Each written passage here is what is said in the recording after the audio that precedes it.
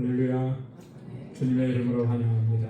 이 시간 우리 마음과 뜻과 정성을 다해서 거룩하신 하나님께 예배드리겠습니다. 기도하겠습니다.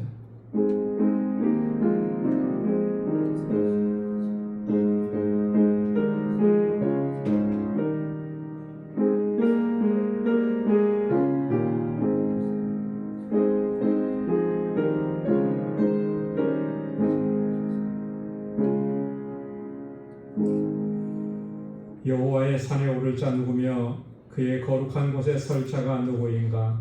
곧 손이 깨끗하며 마음이 청결하며 뜻을 허탄한 데 두지 아니하며 거짓 맹세하지 아니하는 자로다. 그는 여호와께 복을 받고 구원의 하나님께 의를 얻으리니 이는 여호와를 찾는 족속이요 야곱의 하나님의 얼굴을 구하는 자로다. 아멘. 자비하시고 은혜가 풍성하신 만군의 주 여호와 하나님 아버지, 오늘 이 하루도 주님의 은혜 가운데 저희들을 지켜주시고 이 저녁에 다시금 거룩하신 주님의 보좌 앞으로 하나님을 예배하는 이 자리로 불러주시니 감사합니다. 우리 안에 여전히 남아있는 허물과 죄악과 교만한 마음을 이 시간 주님 앞에 고백하며 내려놓사오니 주의 보혈로 씻어주시고 정결하게 하옵시고 하나님을 예배하는 저희의 심령 가운데 새 마음과 새 영을 허락해 주셔서 이 시간 하나님께서 기뻐 받으시는 거룩한 산제사로 주님께 올려드릴 수 있도록 인도하여 주옵소서. 우리의 예배를 기뻐 흠향해 주시고 예비하신 주님의 은혜와 평강을 더하여 주옵소서. 예수님의 이름으로 기원하옵나이다. 아멘. 전능하사 천지를 만드신 하나님 아버지를 내가 믿사오며 그 외아들 우리 주 예수 그리스도를 믿사오니 이는 성령으로 잉태하사 동정녀 마리아에게 나시고 본디오 빌라도에게 고난을 받으사 십자가에 못 박혀 죽으시고 장사한 지 사흘 만에 죽은 자 가운데서 다시 살아나시며 하늘에 오르사 전능하신 하나님 우편에 앉아 계시다가 저리로서 산 자와 죽은 자를 심판하러 오시리라. 성령을 믿사오며 거룩한 공예와 성도가 서로 교통하는 것과 죄를 사하여 주시는 것과 몸이 다시 사는 것과 영원히 사는 것을 믿사옵나이다. 아멘. 이 시간 찬양으로 하나님께 영광을 돌리겠습니다. 실로암 찬양하겠습니다.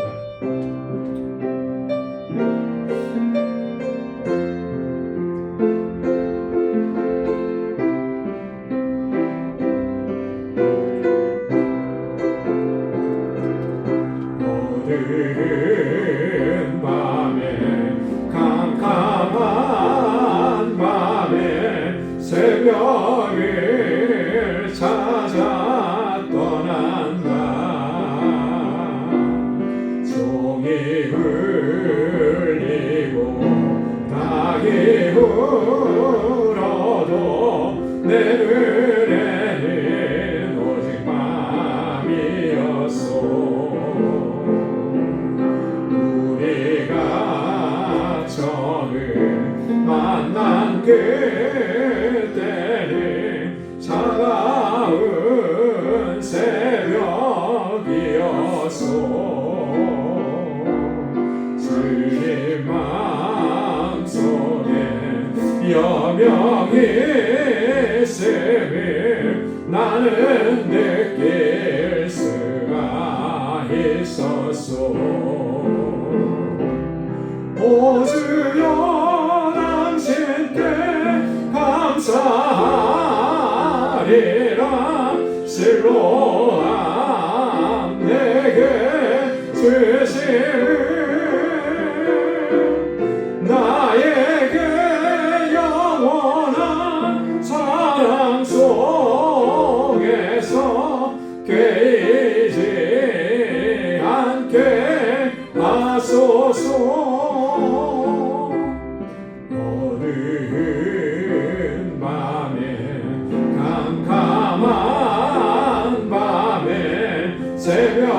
새벽을 찾아 떠난다. 종이 울리고 닭이 울어도 내 눈에는 오직 밤이었소.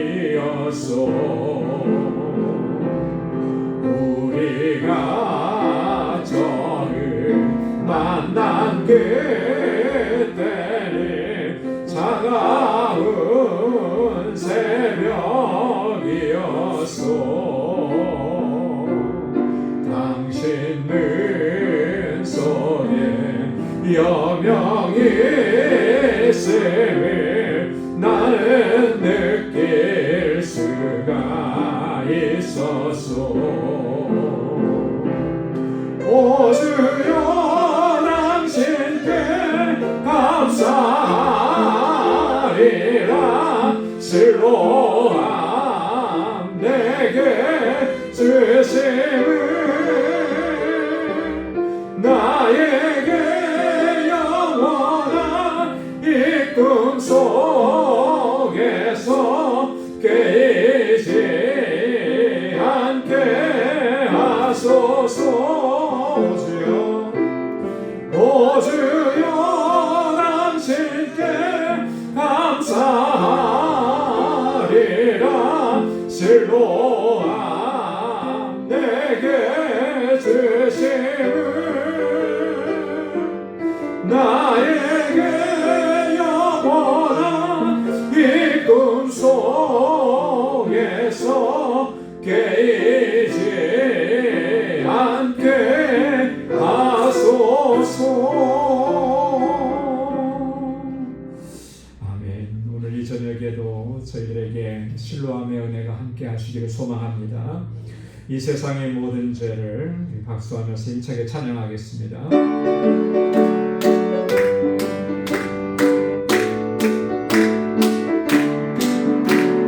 이 세상의 모든 죄를 밝히시는 주의 보혈, 성자 예수 귀한 피 찬송하고 찬송하세. 주님 앞을 멀리 떠나 길 잃고 헤맬 때에 나의 뒤를 따라오사 친히 구원하셨도다.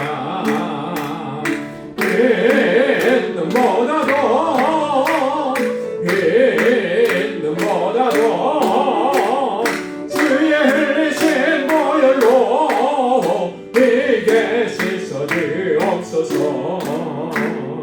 가시관을 씻었으니 이로 얼굴을 드셨고 십자가의 모진 고통 나를 위해 당하셨네.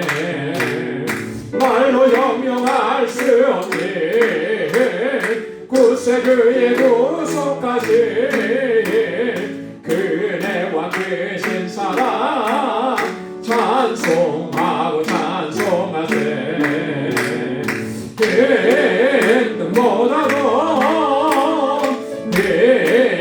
있는보다도 주의 흘리신 보혈로 이게 씻어주옵소서. 아버지를 멀리 떠나 바른 길을 저버리고 여러 가지 죄악으로 수옥같이 되었으니 물 같은 것까지 보지 씻을 수가 아주 없네. 주여 귀한 몸의 피로 날 정결케 하옵소서.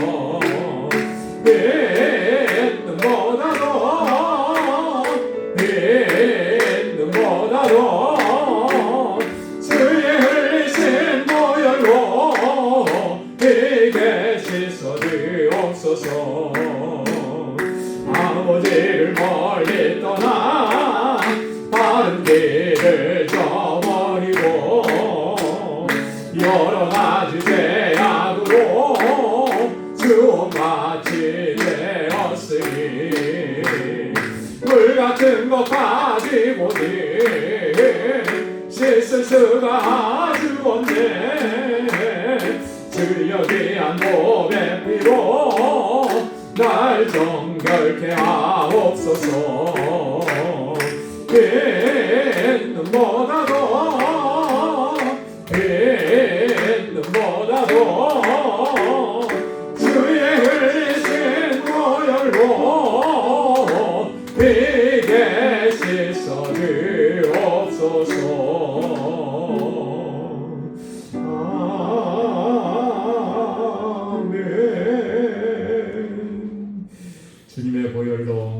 죄악을 씻어주시는 줄로 믿습니다. 매 기도하는 그 시간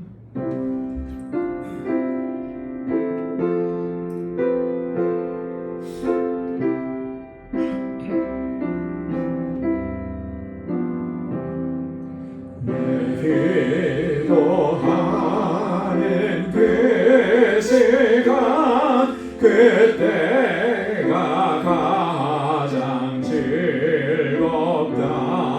이 세상 근심 걱정에 얽매인 나를 부르사 내 진정 소원 주 앞에 난 낳지 바로 하래요. 큰 불행 당해 슬플 때 나 위로받게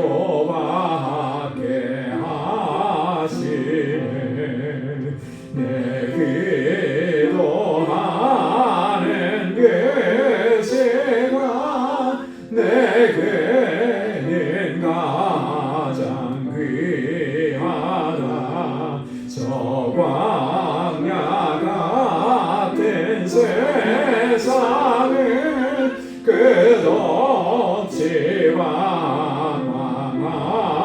방황하면서 위태한 길로 헤매되 주께서 나를 이끌어 그 보좌 앞에 나가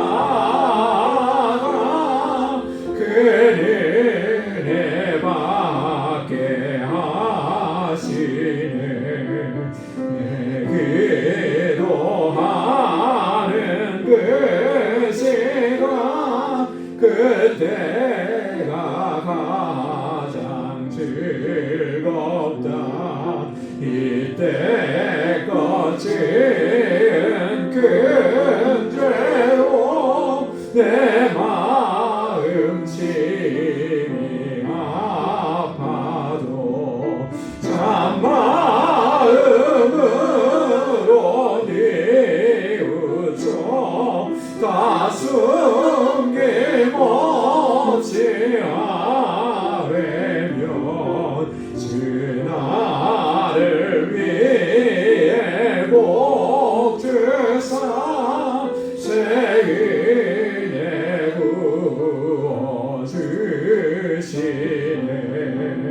내 기도하는 그 시간 그때가 가장 즐겁다. 주 세상에서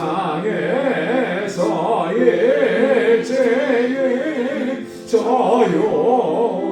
저요란한 곳 피하여 빈들에서나 산에서 온 마음을 세워 지내사 주 예수 진리 기도로 은모를 보여주셨네.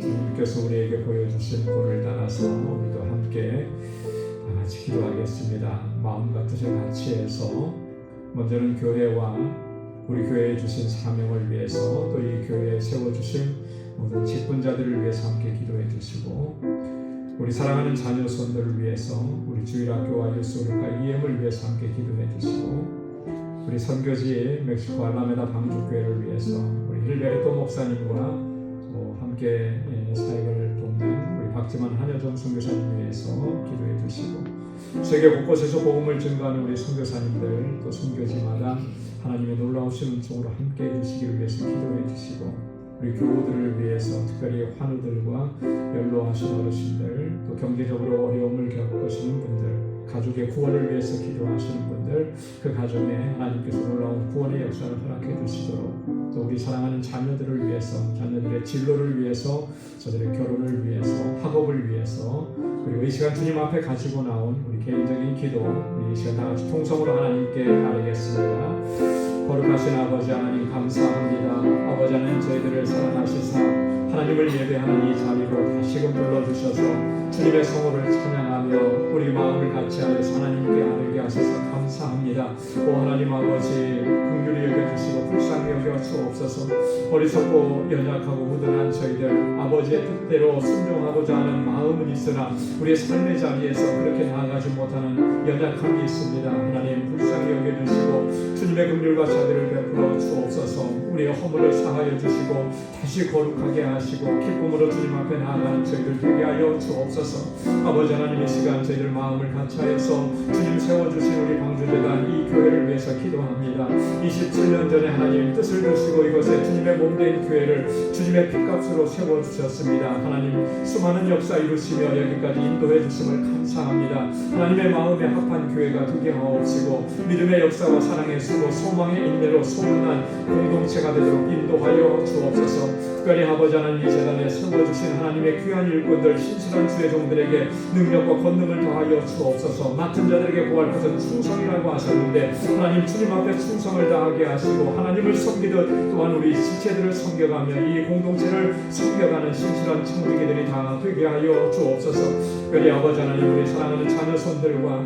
이곳에서 자라나는 우리 어린 심령들 우리 학생들 청장년들 위해서 기도합니다. 이 세대를 이끌어 나갈 하나님의 귀한 일꾼들입니다. 저들이 어려서부터 젊어서부터 하나님을 잘 경외하게 하시고 믿음으로 살게 하옵소서. 정말 다윗과 같이 믿음의 사람들이 되게 하시고 솔로몬에게 주셨던 그 지혜를 저들에게 허락해 주옵시고 아버지 하나님 어느 곳에 서 있든지 저들이 정말 다니엘처럼 아버지 하나님 오직 주님만을 섬기고 어떠한 환난과 고난도 이겨내는 믿음의 용사들이 다 되게 하여 주옵소서. 아버지 하나님 알라메다 방주교회 주님 세우시고 귀한 역사 이루어주심을 감사합니다. 우리 힐베르토 목사님 보내주셔서 다시금 회복의 은총을 더해주시니 감사합니다. 구원의 방주로 우뚝 서서 하나님 그 지역의 많은 영혼들을 주님께로 돌아오게 하는 하나님의 귀한 사명 촬영답게 하옵시고 우리 힐베르토 목사님에게 능력과 지혜와 권능을 더하여 주옵소서. 특별히 아버지 하나님 박지만 한여종 선교사님 함께 동행하게 하셨습니다. 사랑하는 주의 종들에게 허락하신 그 선교지에 놀라우신 주님의 은총을 더하여 주시고 불꽃 같은 눈동자로 항상 지키시고 능력으로 함께하여 주옵소서. 세계 곳곳에 하나님 아버지 하나님 땅끝까지 이르러 복음을 증거하는 주의 종들에게 주님의 지혜와 권능으로 함께하시고 성령의 충만함을 더하셔서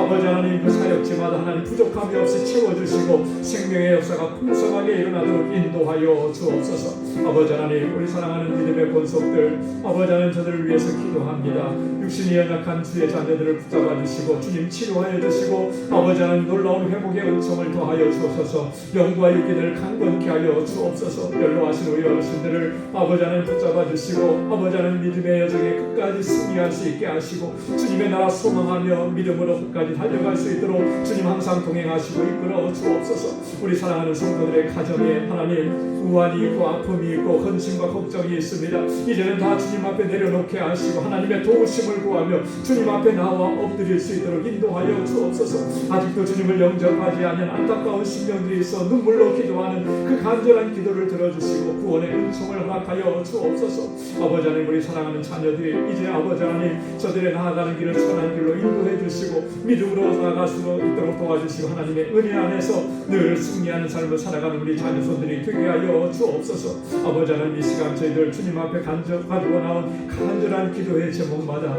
우리 하나님의 선하신 응답을 허락해 주시고 또한 아버지 주의 말씀을 사모하며 주 앞에 나와싸우니 우리 마음밭을 기경하여 주셔서 옥토와 같게 하시며 오늘도 주신 예비하신 그 은혜로 충만하게 채워 주옵소서. 모든 것 감사하고 예수님의 이름으로 간절히 기도드리옵나이다. 아멘.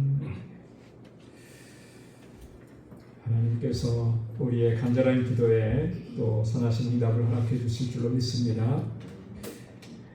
이제 우리 말씀을 함께 나누는 시간입니다. 오늘 묵상할 하나님 말씀은 디모데후서 제 1장 6절에서 12절까지 말씀입니다. 디모데후서 제1장 6절에서부터 12절까지 말씀 우리 한 절씩 교독하겠습니다. 6절부터 보겠습니다.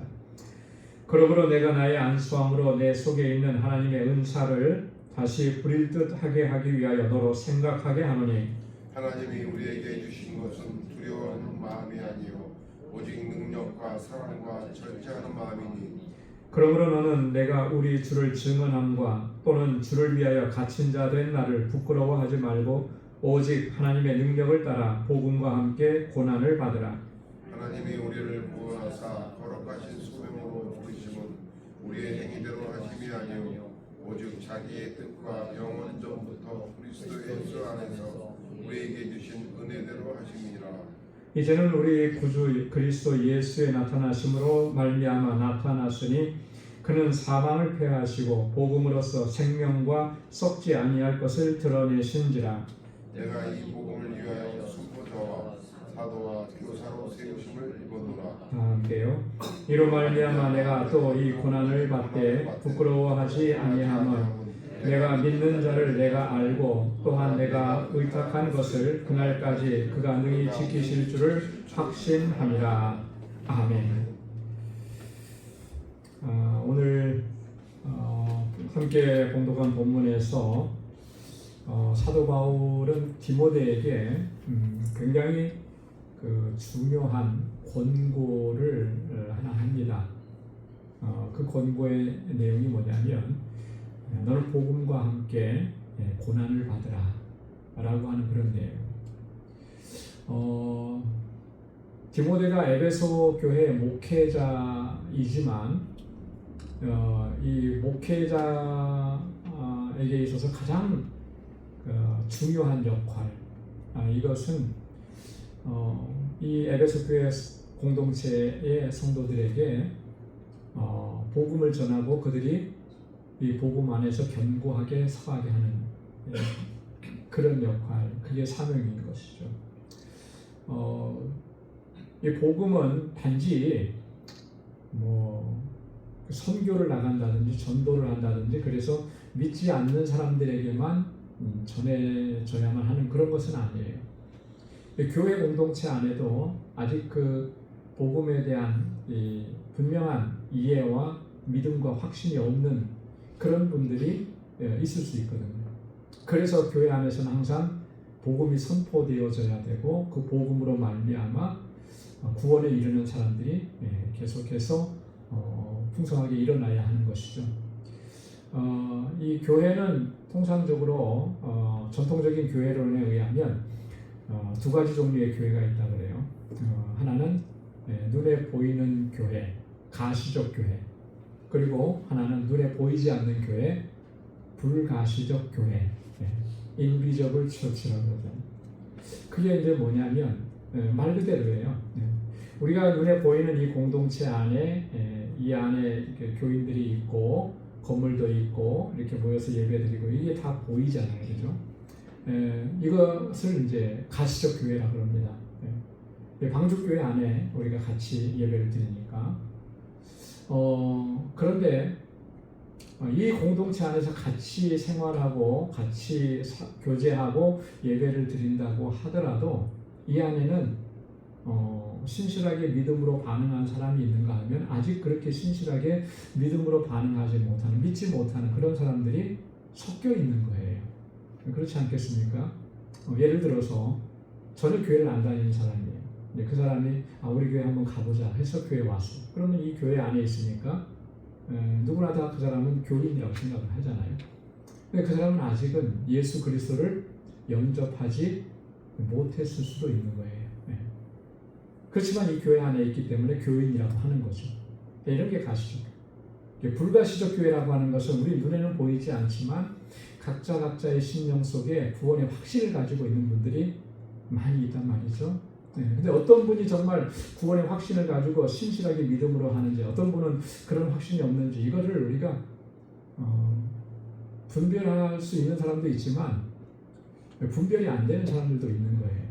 근데 하나님이 보실 때는 분명하죠. 우리 눈에는 그게 잘 구별이 안 될 수 있어도 하나님 보실 때는 그게 다 구별이 되는 거예요. 근데 우리는 못 보는 거죠. 그런 그 안에서 정말 신실한 믿음으로 하나님께 반응하는 그런 사람들의 모임, 그것을 이제 불가시적 교회라 이렇게 이야기하는 거예요. 교회 안에는 여전히 구원의 확신을 가져야 되는 사람들이 있기 때문에 계속해서 복음은 전해져야 되고 선포되어져야 되는 것이죠. 그런데 이 복음이 전해질 때에는 항상 함께 나타나는 현상들이 있습니다. 복음을 전해지는 자리에는 고난도 함께 온다라고 하는 것이죠. 바울이 복음을 전하면서 편안하게 복음 전했던 적은 단 한 번도 없습니다. 그죠? 복음을 전하고 그곳에 교회를 세울 때마다 바울은 핍박을 받고 고난을 당하고 박해를 겪고, 오늘 지금 디모데에게 편지를 보내는 이 순간에도 지금 바울은 로마 감옥에 갇혀 있는 그런 상태거든요. 고난 가운데 있는 것이죠. 그렇기 때문에 디모데에게 너가 복음을 전할 때 그 고난이 있는 거 당연한 것이다라고 하는 거, 이걸 다시 한번 얘기해 주는 거예요. 목회를 하면서 고난이 있고 어려움이 있다, 환난이 있다, 그 당연한 것이다. 자, 그래서 바울은 어떤 면에서 보면 디모데를 격려하고 또 위로하면서 이 글을 지금 쓰고 있는 것입니다. 자, 6절 말씀을 보면, 자, 그러므로 내가 나의 안수함으로 내 속에 있는 하나님의 은사를 다시 부릴 듯 하게 하기 위하여 너로 생각하게 하노니. 그렇게.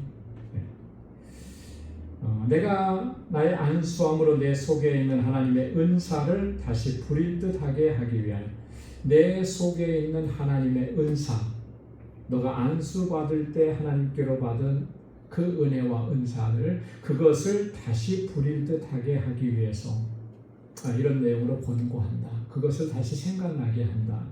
이렇게 얘기하는 거예요. 부릴 듯 일어난다. 다시 타오르게 한다. 그런 말이잖아요. 저도 목사로서 안수받을 때 어떤 면에서 보면 안수받는 그 순간이 가장 막 뜨겁고 그럴 때 아니겠습니까? 그죠? 근데 이게 안수받을 때 그 뜨거움과 열정들이 사역을 하다 보면 자꾸 그 열정이 꺾일 때도 있고, 또 낙심하고 좌절하고 절망할 때도 있는, 이런 현상들이 지금 디모데에게도 나타나고 있는 것을 바울이 보게 된 것이죠. 디모데는 아직 젊은 사람입니다. 그죠? 그리고 디모데는 약간 좀 성격적으로 바울처럼 이렇게 담대하고 강하지가 않았대요. 약간 소심한 그런 성격의 소유자였다고 합니다. 그러니까 어떤 교회 안에 어려움이 있거나 이런 문제가 있게 되면 많이 위축될 수도 있고, 그런 어떤 성격을 가지고 있었던 사람인 것이죠. 그렇기 때문에 디모데가 다시 목회자로서의 사명감을 또 새롭게 굳건하게 붙잡아야 될 그런 상황 가운데 지금 있다라고 하는 것을 바울이 이제 간파한 것입니다. 왜 디모데가 이렇게 좀 이렇게 낙심하고 또 의기소침해지고 그럴 수밖에 없었을까? 크게 보면 두 가지를 요인이 있다고 얘기를 해요. 왜냐하면 첫째는 이 에베소 교회 안에 항상 모든 초대교회들이 다 그랬듯이 이 거짓 교사들과 이단들이 많이 들어와서 교회를 어지럽힌 거예요. 많은 사람들이 또 거기 현혹돼 버린 거죠. 특별히 이 디모데가 사역하고 있는 에베소 교회는 영지주의 이단들이 그렇게 교회를 어지럽히고 있었습니다. 여러분, 교회 안에 이단 세력이 들어와서 한번 휘저으면 정신이 없어요. 그죠?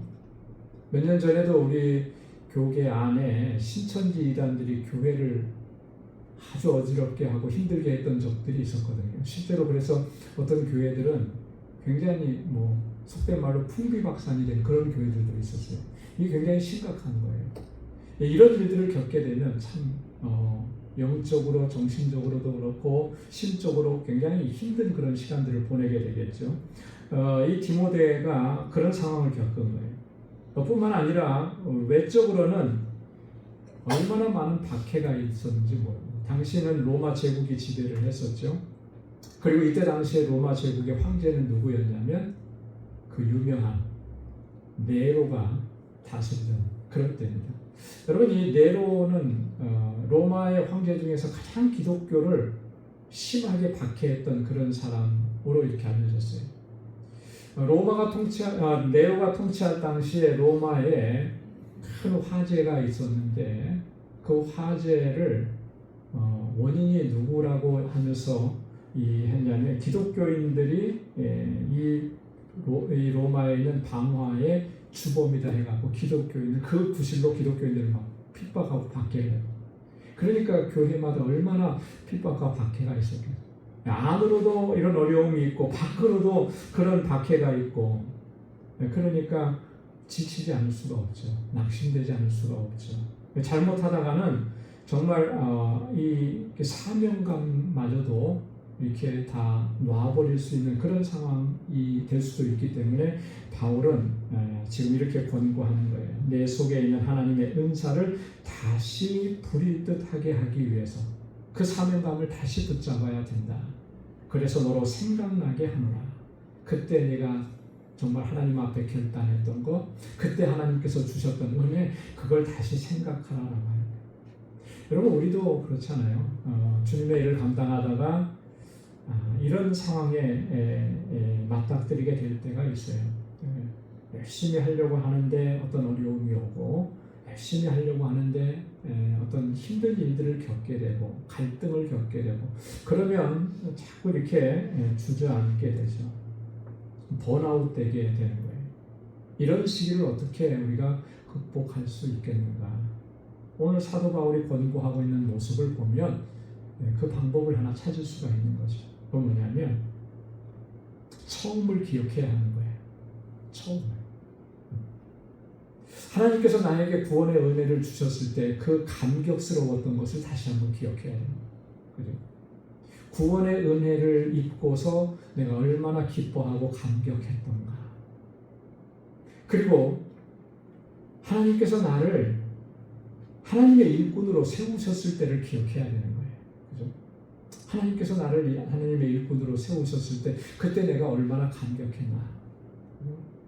내가 무엇이간데 하나님 나를 사용하셔서 이런 일을 맡겨주시고 이런 직분을 허락해 주셨는가. 그때 그 안수 받으면서 그 마음이 뜨거웠었고 겸손했었고 은혜로 충만했었고 그때를 기억하라는 것이죠. 그래야만 다시 일어설 수가 있게 되는 거예요. 우리가 어려움 없이 힘든 일 없이 좌절스러운 순간 없이 그렇게 주님의 일을 감당하는 때는 결코 오지 않습니다. 우리가 열심을 내려고 하면 할수록 우리가 더 진실하게 주님을 섬기려고 하면 할수록 고난은 더 크게 다가올 수 있습니다. 그 고난을 이길 수 있는 힘은 하나님께서 주신 그 은혜, 주님과의 그 첫사랑을 다시 기억하는 것입니다. 여전히 나를 사랑하시고 나같이 아무것도 아닌데 나를 사랑하셔서 이 귀한 일을 맡겨주신 그 주님의 크고 놀라우신 사랑과 그 은혜 기억하면서 다시 일어서서 주님의 주신 사명을 감당할 수 있는 우리 모두가 될 수 있기를 소망합니다. 자, 7절 말씀에 보면 하나님이 우리에게 주신 것은 두려워하는 마음이 아니요 오직 능력과 사랑과 절제하는 마음이에요. 하나님께서 우리를 주의 직분을 맡겨주시고 사명을 맡겨주시면서 우리에게 주신 것은 두려워하는 마음이 아니라는 거예요. 어쩌면 우리가 어떤 직분을 맡고 어떤 사명을 맡았을 때 두렵고 떨림이 다 있었을 겁니다. 그죠? 내가 어떻게 이 일을 감당할 수 있을 것인가. 그런데 하나님께서는 우리 안에 그 두려워하는 마음을 극복하게 하시고 또 우리에게 계속 권고하신 말씀이 너는 두려워하지 말라, 담대하라라고 하는 그 말씀을 우리에게 계속 주셨다라고 하는 거예요. 여기서 두려워하는 마음이라고 하는 두려워하는 마음은 물론 무섭고 뭐 그런 마음이기도 한데요. 그 공동 번역에 보면 이 두려워하는 마음을 이렇게 번역을 했습니다. 소심한 마음, 비겁한 마음 이렇게 번역을 했어요. 무서워서 덜덜 떠는 그 마음이라기보다는 소심하고 비겁해서 자꾸 피하고자 하는 그런 마음들. 하나님께서 주신 마음은 그게 아니라는 거예요. 이거는 하나님께서 주신 은사와는 정반대의 성격인 거죠. 그죠? 하나님께서 주신 은사는 담대함을 가지고 나아가게 하는 거예요. 그런데 두려워하는 마음은 하나님의 은사와는 다른 것이죠. 우리가 그런 마음을 가질 수 있는 여지가 아주 우리 안에는 다분하게 있기 때문에 구약 성경을 읽어보면 신약 성경도 마찬가지로 하나님께서 끊임없이 주시는 말씀, 권고하시는 말씀은 너는 두려워하지 말라, 겁내지 말라, 담대하라. 여호수아 1장 9절에도 보면 내가 내게 명한 것이 아니냐, 강하고 담대하라, 두려워하지 말며 놀라지 말라, 내가 어디로 가든지 내 하나님 여호와가 함께하느니라 하시니라. 여호수아가 모세의 뒤를 이어서 이스라엘 백성들을 이끌고 갔을 때 왜 두렵지 않았겠습니까? 왜 걱정이 없었겠어요? 충분히 그럴 수 있잖아요. 그런 여호수아 앞에 하나님께서 주신 말씀이 너는 두려워하지 말라, 강하고 담대하라, 놀라지 말라. 그 말씀을 주시면서 항상 같이 짝으로 주신 말씀이 있어요. 그건 뭐냐면 내가 너와 함께하리라. 여러분, 우리가 두려워하지 않고 염려하지 않고 걱정하지 않을 수 있는 근거는 하나님이 함께 하시기 때문입니다. 하나님이 나와 함께 하시고 지금 아무 여기에 길이 없는 것과 같은 그곳에 내가 서 있을 때에도 하나님은 너는 두려워하지 말라 할 때, 그리고 핍박과 박해가 있을 때에도 너는 두려워하지 말라고 하실 때 그 두려워하지 않을 수 있는 근거가 뭐냐? 그 자리에 하나님이 함께 하시기 때문이라는 거예요. 그죠? 하나님이 함께 하시는 거예요. 여러분, 하나님이 나와 함께 하셔서 지금 이 순간에도 두려워하지 말라, 염려하지 말라, 근심하지 말라, 걱정하지 말라, 그렇게 말씀하시는 줄로 믿습니다. 하나님께서 주시는 마음은 두려워하는 마음이 아니고 뭐라고 그랬습니까? 오직 능력과 사랑과 절제하는 마음이라. 능력, 사랑, 절제, 이것은 목회자인 디모데에게 있어서 아마 가장 필요한 세 가지일 겁니다. 그죠? 능력, 헬라어로는 두나미스라고 합니다. 목회자로 세워주셨는데 하나님께서 능력 주셔야 그 목회자의 사명을 감당할 수 있을 거 아니에요. 그죠? 에베소 교회 안에서 그 목회적 사명을 감당할 수 있을 거 아니에요. 아무리 지식이 뛰어나고 아무리 많이 공부했어도 하나님이 주시는 능력이 아니면 감당할 수가 없는 거예요. 세상의 지식 가지고 목회를 감당하는 거 아니잖아요. 그죠? 세상에서 경험한 것 가지고 하나님의 일을, 선교의 일을 감당하는 거 아니죠. 오직 하나님이 주시는 능력으로만 감당할 수가 있는 거예요. 그래서 그 능력으로 충만해져야 하는 거죠. 사도행전 1장 8절에 보면 예수님께서 승천하시기 전에 제자들에게 그렇게 말씀하셨잖아요. 뭐라고 하셨습니까? 오직 성령이 너희에게 임하시면 너희가 권능을 받고 땅끝까지 이르러 뭐가 된다고 했습니까? 내 증인이 되리라. 성령께서 주시는 권능, 그 능력으로 주님의 일을 감당하는 거예요. 그래서 우리가 하나님 앞에 기도할 때에도 그렇게 기도해야 될 것 같아요. 여러분, 내 능력 의지하고 내 경험 의지해서 어떤 일을 하려고 하지 말고 정말 하나님께서 주시는 능력으로 주님의 이 맡겨주신 직분을 잘 감당할 수 있게 해 주옵소서. 오늘도 그 능력을 내게 덧입혀 주옵소서. 그 다음에 두 번째, 사랑의 마음이라고 그랬지 않습니까? 사랑이에요, 사랑. 목회자에게 있어서 가장 중요한 마음 중에 하나가 사랑의 마음입니다. 그죠? 이 사랑은 위로는 하나님을 사랑하는 것이고 또 옆으로는 지체들을 사랑하는 거예요. 나가서 선교하는 것도 사랑의 마음으로 선교하는 것이죠. 선교는 우리의 그리스도인들의 사명이니까 그 사명감만 가지고 나가서 선교할 수 있느냐 하면, 여러분, 사명감만 가지고 나가서 선교하면 실패하기가 쉽습니다. 그죠? 사명감만 가지고 나는 나가서 선교해야 돼, 그래서 교회도 많이 세워야 되고 하면은 본질을 놓쳐버릴 수가 있어요. 그곳에 교회는 세웠지만 본질을 놓쳐버릴 수가 있다는 거예요. 뭐냐면 여러분, 이 사명보다 더 중요한 것은 사랑의 마음인 거예요.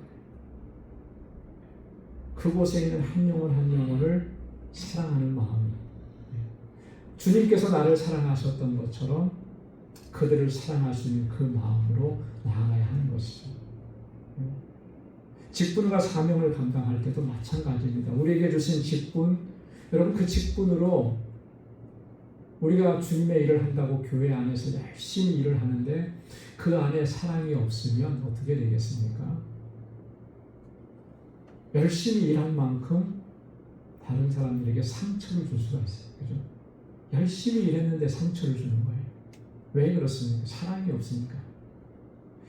우리가 잘 아는 고린도전서 13장의 말씀에 보면 1절부터 3절까지 뭐라 그랬습니까? 사랑이 없으면 아무것도 아니다 그랬죠.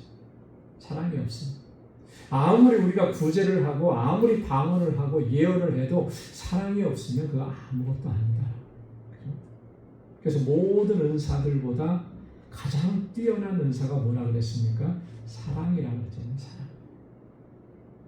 그래서 우리가 주님께서 맡겨주신 직분들이 있습니다. 목사는 목사의 직분이 있고, 장로의 직이 있고, 안수 집사의 직이 있고, 권사의 직이 있고, 전도사의 직이 있고, 다 직분이 있어요. 이 모든 직분을 감당할 때 정말 사랑하는 마음으로 감당을 해야 돼요. 이 사랑의 마음은 섬기는 마음이죠. 그럴 때 그 가운데서 하나님께서 역사하시는 것을 우리가 체험하게 될 줄로 믿습니다. 세 번째는 절제라 그랬잖아요. 절제한다라고 하는 것은 모든 일에 분별력 있게 행동한다라고 하는 거예요. 분별력 있게. 그리고 자제하고 근신한다라고 하는 거예요. 여러분, 내가 뭘 이렇게 좀 남들보다 뛰어난 능력이 있다고 해서 모든 것을 다 할 수 있는 거, 그런 거 아닙니다. 거기에 중요한 것은 절제라고 하는 거예요. 절제. 사도 바울이 고린도전서 10장 23절에서 아주 중요한 교훈을 했습니다. 모든 것이 가하나 모든 것이 유익한 것이 아니요 모든 것이 가하나 모든 것이 덕을 세우는 것이 아니라. 다 할 수 있죠. 다 가능한 일이죠. 다 그렇게 해도 되는 일이겠죠. 하지만 그렇다고 해서 그것이 다 유익하게 되는 것이냐, 덕을 세우는 것이냐, 그렇지 않을 수도 있다라고 하는 거예요. 다 할 수 있지만 뭐라는 겁니까? 이게 덕이 되는지 이게 유익한 것인지를 먼저 생각하라는 것이죠. 그것을 생각할 수 있는 마음, 그게 바로 절제라고 하는 것입니다. 그래서 오늘 이렇게 하나님의 능력과 주님의 주시는 사랑과 절제의 마음을 가지고 우리가 주님의 주신 귀한 직분 사명 감당해야 할 줄로 믿습니다. 8절 말씀에 보면 그러므로 너는 내가 우리 주를 증언함과 또는 주를 위하여 갇힌 자 된 나를 부끄러워하지 말고 오직 하나님의 능력을 따라 복음과 함께 고난을 받으라. 바울이 지금 주를 증언합니다. 주님을 증언하고 복음을 증거하고 또 주님 때문에 갇힌 자 되었어요. 이거 부끄러워하지 말라라고 하는 거예요. 복음을 위해서 주님의 일을 하다가 이러한 일을 겪게 된 거, 그 사람에 대해서 그런 일들에 대해서 부끄러워하지 말라. 그건 너무나 당연한 일이다. 처음에 시작할 때도 말씀을 드렸던 것처럼 하나님의 능력을 따라 복음과 함께 고난을 받으라. 복음을 전하는 일에는 당연히 고난이 따라오는 거예요. 고난이 없이 복음이 증거되는 일은 없다라고 하는 것이 당연한 것으로 여기라라고 하는 거예요. 여러분이 이 고난을 당연한 것으로 여기고 복음을 전하는 것을 부끄러워하지 않으려면 이 복음에 대한 확신이 분명하게 있어야 하는 것이죠. 사도 바울이 로마서 1장 16절에서 그렇게 얘기를 했습니다. 내가 복음을 부끄러워하지 아니하노니 그랬거든요. 복음을 여러분, 복음이 부끄러운 것이겠습니까? 물론 복음을 전하다가, 그죠? 복음을 전하다가 이상한 얘기들을 많이 들을 수가 있을 겁니다. 비난하고 정죄하고 비아냥거리는 그런 얘기를 들을 수도 있고, 때로는 환난을 겪고 고난을 겪고 박해를 당하고 핍박을 당할 수도 있어요. 하지만 그 복음을 부끄러워하지 않고 복음을 전하는 것을 부끄러워하지 않아야 되는 것이죠. 왜냐하면 이 복음은 놀라운 거예요. 바울이 뭐라고 그랬습니까? 복음은 믿는 자들에게 구원을 주시는 하나님의 능력이기 때문에 그래요. 구원을 주신다라고 하는 건 뭐죠? 구원. 쉽게 말하면 그 사람을 살린다는 거잖아요. 그죠? 죽어 있는 사람을 다시 살리는 거잖아요. 죽어 있는 사람을 다시 살리는데 그게 부끄러운 일이겠습니까? 그럴 수 없는 거죠. 복음은 그런 거예요. 영적으로 죽어 있는 그 사람을 구원에 이르게 하는 게 그게 복음의 능력이에요. 근데 그것이 부끄러운 것인가? 그것 때문에 내가 핍박을 당하고 조롱을 받는다고 해서 그게 부끄러운 일인가? 그렇지 않다라고 하는 것이죠. 복음의 능력을 우리가 분명하게 이해하면 복음을 전하는 일이 결코 부끄러운 일이 아니고 그건 자랑스러운 일이죠. 담대하게 해야 돼요. 복음을 전할 때마다, 전도할 때마다 그런 일들은 충분히 우리가 겪을 수가 있어요. 그죠? 사실 여러분 나가서 전도지 한 장 돌리는 것도 왜 못 돌리는 겁니까? 전도지 왜 못 돌리세요? 좀 부끄러우니까 그런 거예요. 그죠? 이걸 했는데 안 받아주고 요즘에 뭐 이렇게 전해주면 뭐 이렇게 좋게 받습니까? 뭐 이렇게 쓸만한 거 줘야 그냥 고맙다고 받지 전도지 한 장 전해주면 그거 고맙다고 받아요? 안 받죠. 거부당하는 것 이런 게 부끄러우니까. 여러분 그런데 이 전도지 한 장이 누군가의 생명을 살릴 수 있다. 천장 만장 돌렸는데 그 중에 한 사람이 예수 믿었다. 놀라운 거잖아요. 그거를 생각한다면 지금 이렇게 내가 당하는 이런 어떤 무시당하고 멸시당하는 거 이거 아무것도 아닌 거예요. 여러분 복음은 그런 능력이 있거든요. 이 복음의 능력에 대한 확신만 가지면 우리가 어떠한 고난도 어떠한 어려움도 넉넉히 이겨내고 복음의 증인으로 살아갈 수가 있게 되는 줄로 믿습니다. 여러분 복음과 함께 고난을 받는 것은 우리에게는 어쩌면 그게 복인 것입니다. 복이에요. 예수님께서도 그 말씀을 분명하게 하셨죠. 마태복음 5장에 산상수훈의 말씀을 하시면서 팔복에 대한 말씀을 하셨어요. 팔복에 대한 말씀을 하시면서 마지막에 뭐라고 하셨냐면 마태복음 5장 11절로 12절에 나로 말미암아 너희를 욕하고 박해하고 거짓으로 너희를 거슬려 모든 악한 말을 할 때에는 너희에게 뭐가 있다고 했습니까? 복이 있나니 그랬어요. 예수님을 증거하는데 우리가 예수님 때문에 욕먹고 예수님 때문에 박해를 당하고 예수님 때문에 내가 모든 악한 말을 들을 때 그게 우리에게 복이라는 거예요. 복이라는 거예요. 굉장히 역설적이잖아요. 그죠? 그게 우리에게 복이니까 너희는 기뻐하고 즐거워하라. 왜 기뻐하고 즐거워하라 그러냐면 하늘에서 너희 상이 큼이라. 여기서는 내가 참 멸시당하는 것 같고 핍박당하는 것 같고 박해당하는 것 같지만 복음 때문에 그런 일을 겪게 되면 하늘에는 뭐가 쌓인다는 거예요? 내게 주어질 상이 쌓인다는 거예요. 그러니 기뻐하라라고 하는 거예요. 복음과 함께 고난을 당하는 자에게 하나님께서는 이런 상급으로 또 예비해 주시는 줄로 믿습니다. 그 다음에 9절 말씀에 보면 여기 이제 9절부터 12절까지에서는 조금 주제가 좀 바뀌죠. 하나님께서 우리를 부르신 그 부르심은 어떠한 것인지를 또 설명합니다. 하나님이 우리를 구원하사 거룩하신 소명으로 부르심은 우리의 행위대로 하심이 아니요 오직 자기의 뜻과 영원 전부터 그리스도 예수 안에서 우리에게 주신 은혜대로 하심이라. 하나님께서 우리를 구원하시고 하나님께서 우리를 거룩한 소명으로 부르신 것, 거룩한 삶의 자리로 우리를 부르신 것은 우리의 행위대로 하신 것이 아니라는 거예요. 여러분 우리가 어떤 남들보다는 좀 뛰어났고 남들보다는 좀 더 열심히 있었고 남들보다는 좀 더 선하게 살았고 그렇기 때문에 하나님께서 우리를 구원하시고 우리가 하나님의 그 거룩하신 소명으로 그 부르심으로 이렇게 나아가게 된 것이 결코 아니라는 것이죠.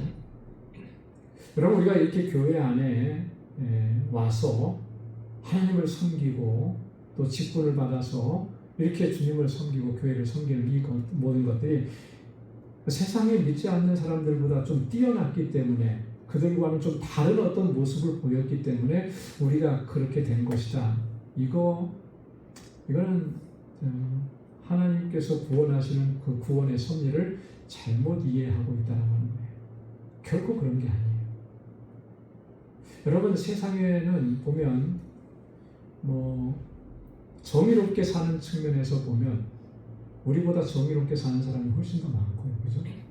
착하게 사는 사람의 측면에서 보면 우리보다 착하게 사는 사람이 훨씬 많고요. 구제하는 측면에서 보면 우리보다 구제하면서 어려운 사람 도우면서 사는 사람들이 나보다 훨씬 더 도우면서 사는 사람들이 많아요. 그죠? 그렇게 비교해보면 우리가 그 사람들보다 더 낫다고 얘기할 수가 없잖아요. 그러면 내가 왜 어떻게 나는 이렇게 구원받고 하나님의 자녀가 되었을까? 전적인 하나님의 은혜라고 하는 거예요. 하나님의 계획하심 속에 내가 있었다라고 하는 것이죠. 그렇기 때문에 우리가 자랑할 게 없고 내세울 게 없고 나를 자랑할 게 없어요. 자랑한다면 뭐를 자랑해야 되겠습니까? 나 같은 죄인도 이렇게 구원하셔서 하나님의 자녀가 되게 하신 그 하나님의 놀라우신 섭리와 역사하신 그것만을 자랑해야 하는 것이죠. 그래서 우리를 구원하시고 거룩하신 소명으로 부르심은 우리의 행위대로 하심이 아니라는 거예요. 내가 행위가 좋아서 선을 많이 행해서 좀 남들보다 착하게 살아서 그런 게 아니라는 것이죠. 오직 자기의 뜻과 하나님의 뜻과 하나님의 뜻 안에서 그 하나님의 뜻 안에 있는 것을 우리는 알 수가 없죠. 어떻게 알 수가 있겠습니까? 알 수는 없지만 그 하나님의 뜻 안에서 내가 구원함을 받았어요. 그러니 감사한 것뿐이잖아요.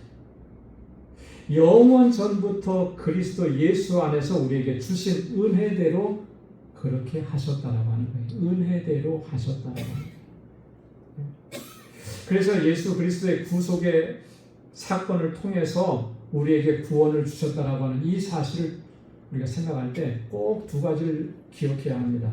그거는 이거예요. 첫째는 은혜로 말미암아 구원을 얻었다라고 하는 거. 은혜로 말미암아.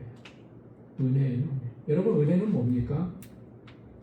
은혜는 거저 주시는 선물이잖아요. 선물. 내가 뭘 어떻게 했느냐하고는 상관없이 하나님께서 거저 주신 것이 그게 은혜예요.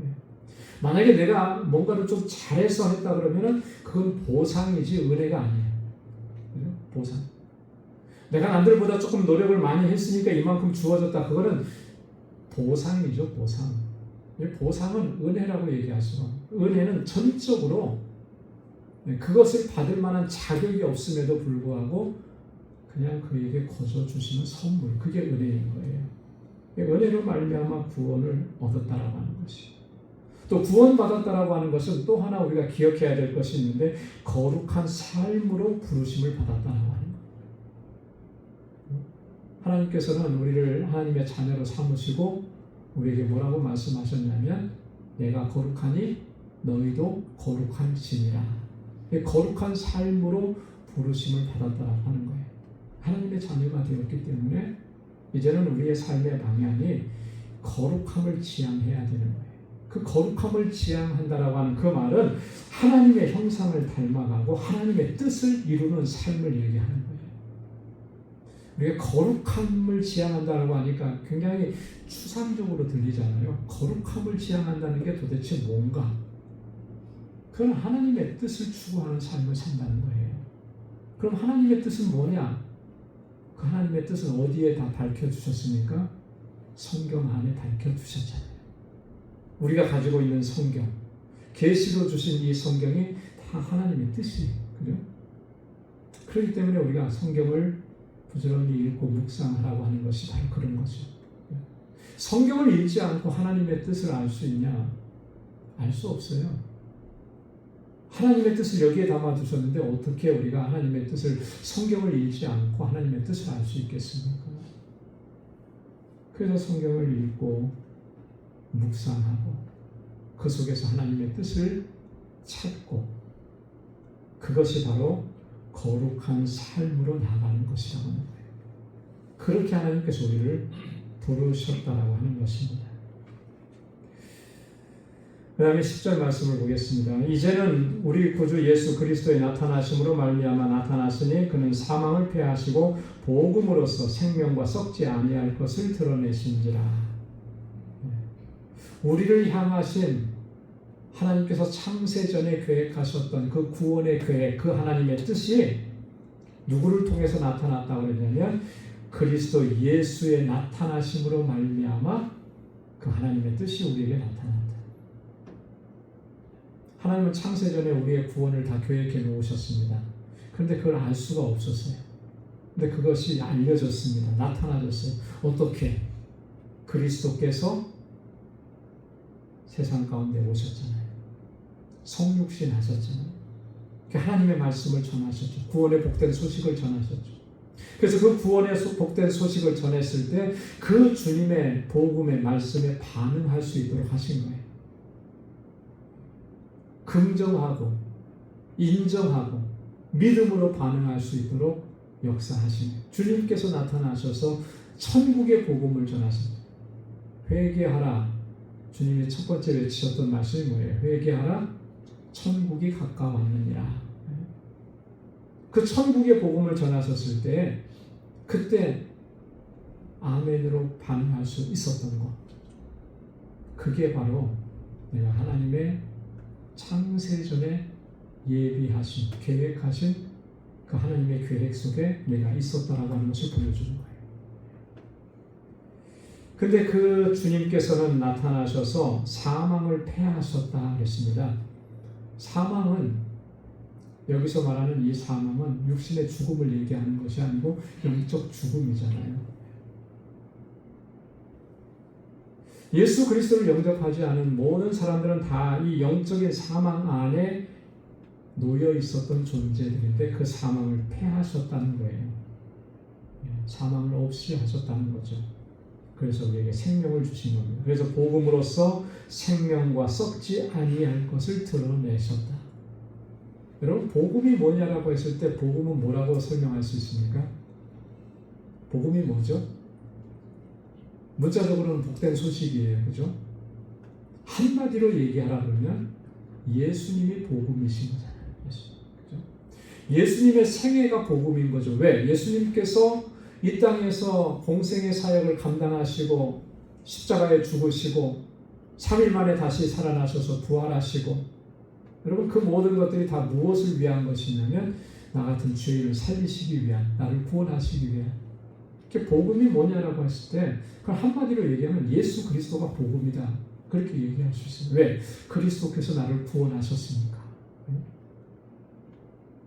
복음으로써 생명과 썩지 아니할 것을 드러내셨다. 이 복음은 생명을 주는 거예요.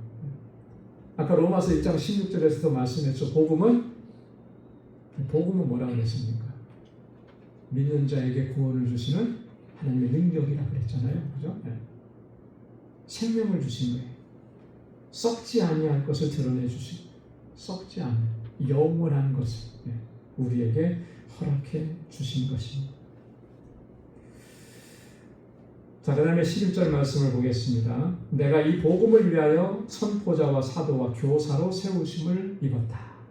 바울은 아주 분명했습니다. 여기에 보면 바울이 지금까지 행한 그 모든 사역을 감당했던 사역을 세 가지 측면에서 얘기한, 선포자로 세우셨고 사도로 세우셨고 교사로 세우셨다. 의미가 좀 다르죠? 선포자라고 하는 건 뭐죠? 선포한다. 선포하는, 전하는 거잖아요. 그죠?